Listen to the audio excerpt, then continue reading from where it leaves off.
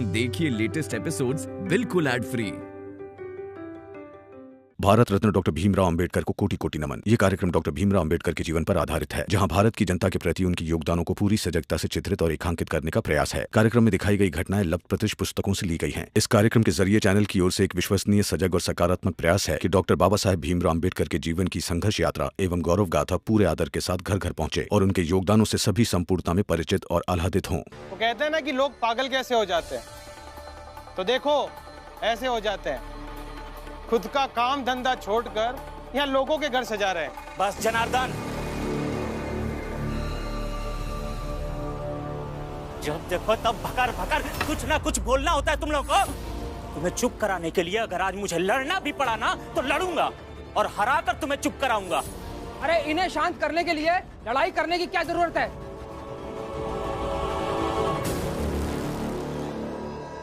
नंदू, हम इस जीत का इतना जश्न मनाएंगे कि ये जोकू, हितेश और जनार्दन, इन तीनों को इतना चुभेगा कि ये घायल होकर खुद ही शांत हो जाएंगे। सही कह रहे हो मनोहर भाऊ। जाओ ढोल ले आओ। आज तुम ढोल बजाओ और मैं नाचूंगा इनके सामने। इसी चाल में जश्न मनाएंगे। ले आओ ढोल। ठीक है नंदू, मैं ढोल लेकर आता हूँ।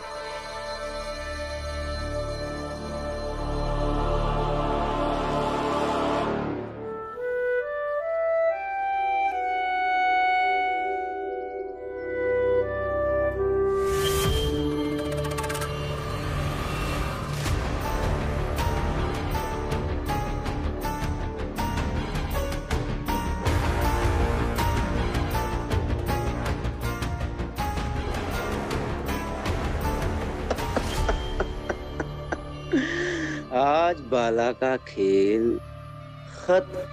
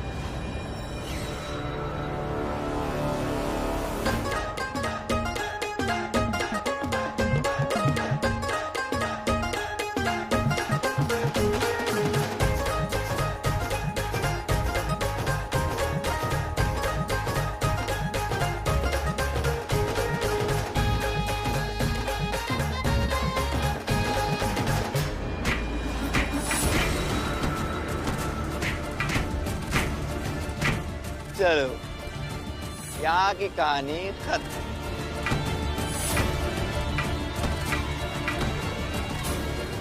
अब ये शुभ खबर उस भीमराव को देते हैं। चलो।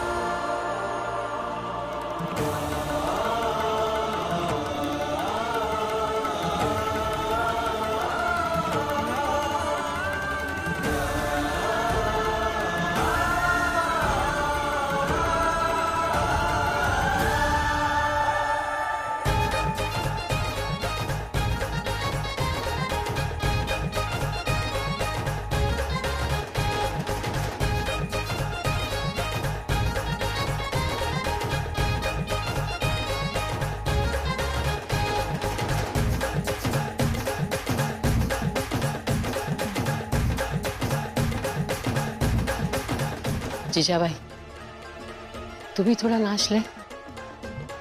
इतने सालों से जो नफरत की रस्सी में जकड़ी हुई है ना, थोड़ा नाच लेगी तो थोड़ी नफरत की रस्सी की गिरह टूट जाएगी। बाबा, बाबा, बाबा, ये खून कैसा? क्या हुआ? वो वहाँ करुणा भाभी।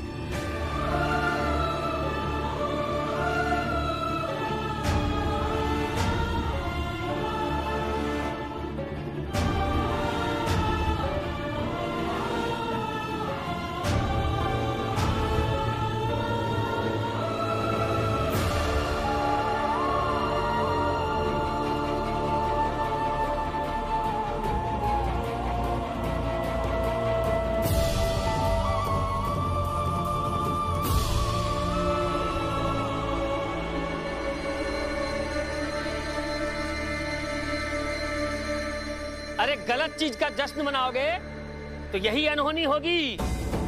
नंदू, ये जो फूल लगाए हो ना, इसको हटा दो, क्योंकि किसी के मातम पर फूल सजाने का क्या मतलब। अरे नाचो नाचो नाचो और नाचो। नाच तो बना रखा है भीमरामा ने, नाचो। अरे भीम के पक्ष में रहोगे तो कभी खुशी नहीं मिलेगी। नंदू, फूल खरीद करके लाओगे तो ना वो किसी के खुशी के लिए इस्तेमाल होगा और ना फूल बिकेगा। इसलिए सोच लो सब। जोकू, जनार्दन, जाओ, ये जो फूल सजा हुआ है सबको हटा दो। जाओ, इसकी कोई आवश्यकता नहीं है।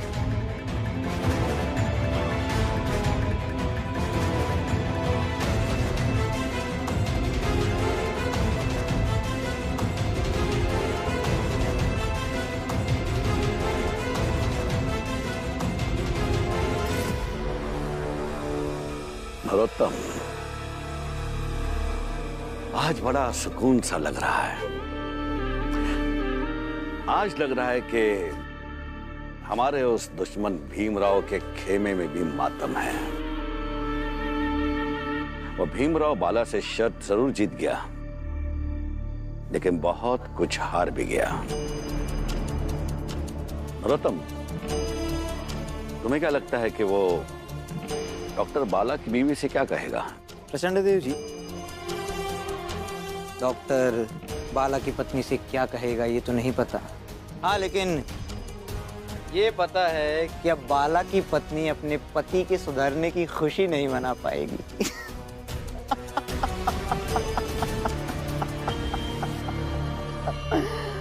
और रहा सवाल चौल का, तो चौल में हमारे व्यक्ति हैं। वो इस सब के लिए भीमराव को दोषी साबित कर देंगे। वो साबित कर देंगे कि ये सब उस भीमराव की गलती है। ना वो भीमराव शर्त लगाता, ना ये लड़ाई लड़ता, और ना ही परिस्थिति ऐसी बनती। सही कहा तुमने नरोत्तम, और बिल्कुल सही भी किया। जब बाला की पत्नी की दुर्घटना की खबर तुमने जाकर उस भीमराव को बता दी, अब उस भीमराव को ये तनिक भी संदेह नहीं होगा कि वो लठेत तुम्हारे भेजे हुए आदमी थे। फिलहाल हम चौल चलते हैं। चौल चलकर देखते हैं कि आखिर करुणा के साथ हुआ क्या है। हम एक बार देख के आए क्या करुणा दीदी को? लेकिन कहाँ जाएंगे? हमें तो ये भी नहीं पता है कि भाभी किस अस्पताल में है।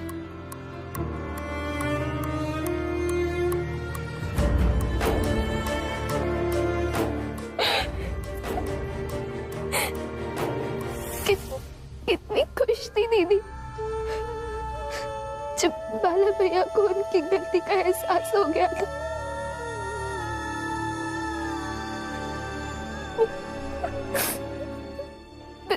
तुरंत ये सब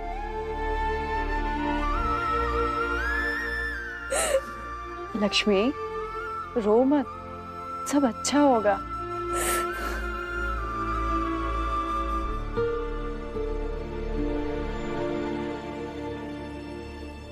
वो देखो, वो लोग आ गए।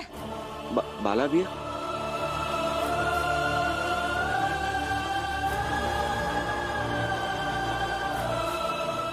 दीदी क्या हुआ इन्हें?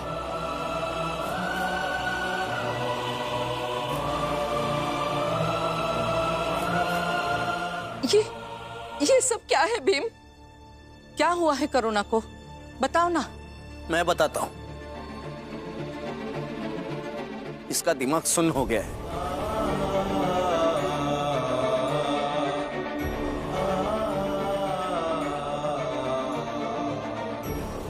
डॉक्टर का कहना है कि इसकी चेतना लौटने में और कितना समय लगेगा ये बता नहीं सकते।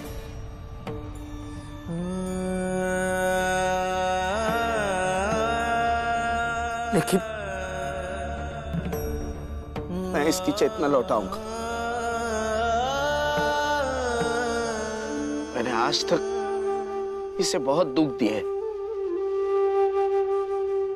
बहुत तकलीफें दी, लेकिन फिर भी इसने हमेशा मुझसे प्यार किया, मेरा सम्मान किया। आज जब सोचता हूं तो समझ आता है कि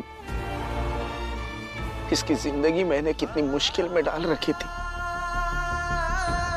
फिर भी इसने 2 बार मेरी जान बचाई।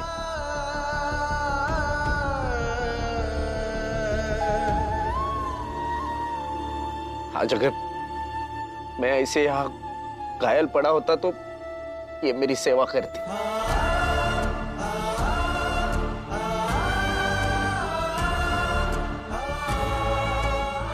वैसे तो जीवन भर यही मेरी सेवा करते आई, अब मैं करूंगा और अच्छे से करूंगा।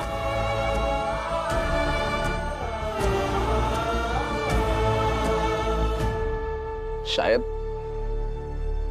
यही एक मौका है कि मैं अपने गुनाहों का प्रायश्चित करने की एक छोटी सी कोशिश कर लूं।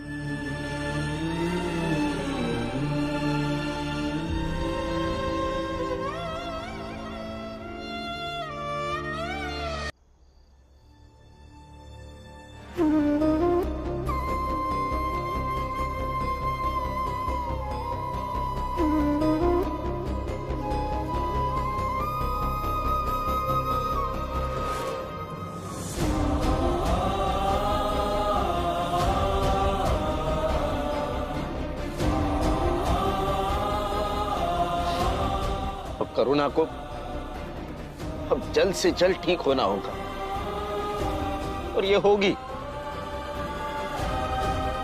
जल्द ही ठीक होगी। बाला, ये क्या हुआ?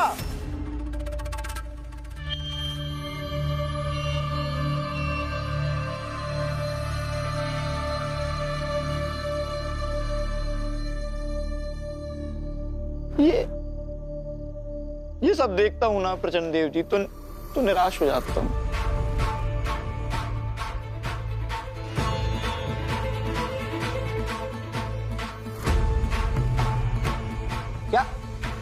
क्या हुआ? तुम्हें लगता है कि तुम्हारे दुख से हम दुखी नहीं होते। हमें भी दुख होता है। इस बार तो सच में हमें दुख है।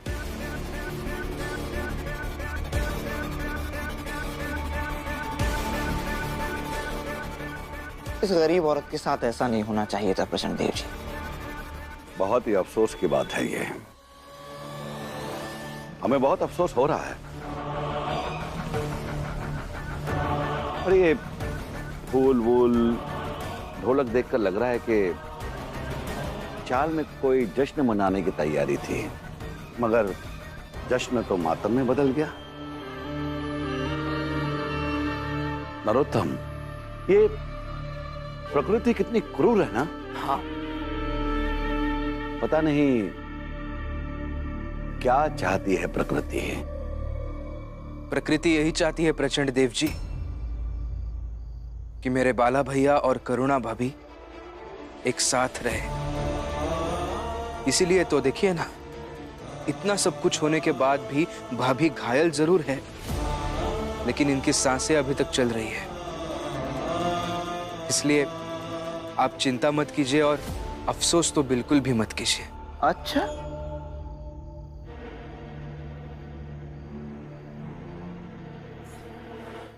और रहा सवाल जश्न का, वो तो होकर ही रहेगा।